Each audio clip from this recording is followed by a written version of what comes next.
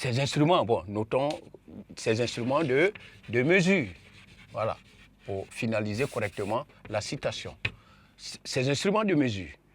Donc, les instruments utilisés par les scientifiques pour faire la recherche, pour mesurer, comptabiliser, pour évaluer, etc., plus ces instruments sont plus performants, il va trouver des résultats plus performants.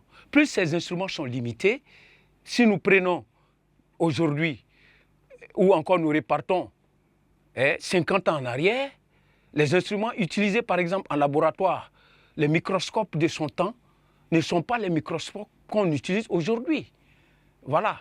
Donc, au niveau des machines, au niveau des instruments que le scientifique utilise, en fonction des connaissances établies, des instruments établis en sa période, il ne peut aller au-delà de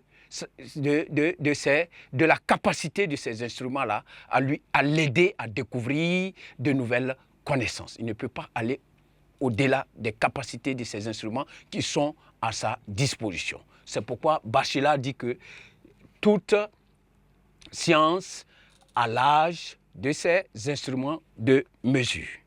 Et qu'est-ce qu'on peut ajouter encore à ce niveau? Il faut ajouter encore que la science expérimentale n'échappe pas à la subjectivité. Donc, s'il y a un problème d'objectivité, il y a aussi, on peut retenir que la subjectivité est aussi une limite à l'objectivité des sciences expérimentales. Pourquoi? Parce que le savant, il formule des hypothèses. Les hypothèses là qui vont guider son expérimentation, qui vont guider sa démarche, qui vont guider tout ce qu'il va mettre en œuvre pour parvenir à de nouvelles connaissances. Donc, la richesse même de l'hypothèse vient de la capacité du savant ou encore de ce que le savant possède déjà comme connaissance, mais aussi comme instrument sous sa main. Mais qu'est-ce qu'on veut ajouter ici? On veut ajouter ici que l'hypothèse permet, le savant émet les hypothèses en partant des éléments de son univers. En partant des éléments de son univers. Des éléments qu'il connaît déjà dans son milieu. Des connaissances qu'il a déjà en lui. Donc il ne peut pas outrepasser cela pour émettre quelque chose de nouveau.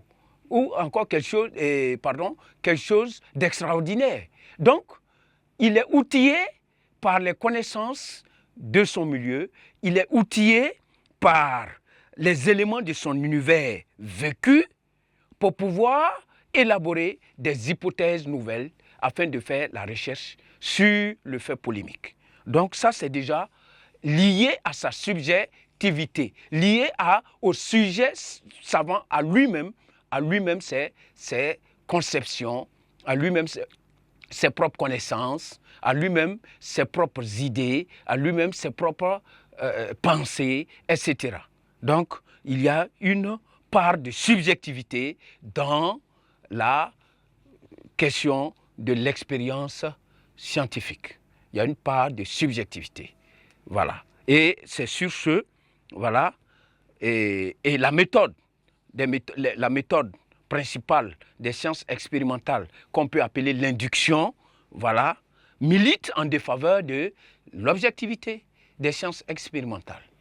Et c'est sur ce que nous concluons, voilà, le travail, l'explication sur les sciences expérimentales. Donc, pour conclure, nous retenons que notre chapitre a porté sur c'était le chapitre 4 de la série D en philosophie, porté sur les sciences expérimentales et leurs méthodes, en particulier théorie et expérience. Nous avons d'abord commencé par les approches définitionnelles où nous avons défini la science, nous avons défini la théorie, l'expérience pour comprendre tous ces éléments et nous avons ensuite essayé de voir les étapes de la méthode expérimentale qui nous a conduit à l'étude de l'observation. On a compris que la démarche commence par l'observation, ensuite l'émission des hypothèses et l'expérimentation, la vérification expérimentale. Et nous avons aussi poursuivi avec les fondements de la connaissance scientifique et nous venons d'achever avec le grand cadre qui est l'appréciation de la vérité expérimentale.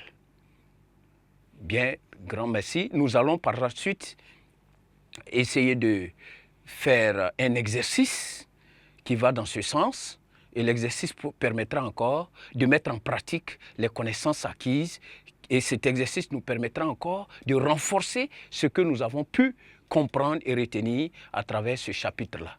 Merci.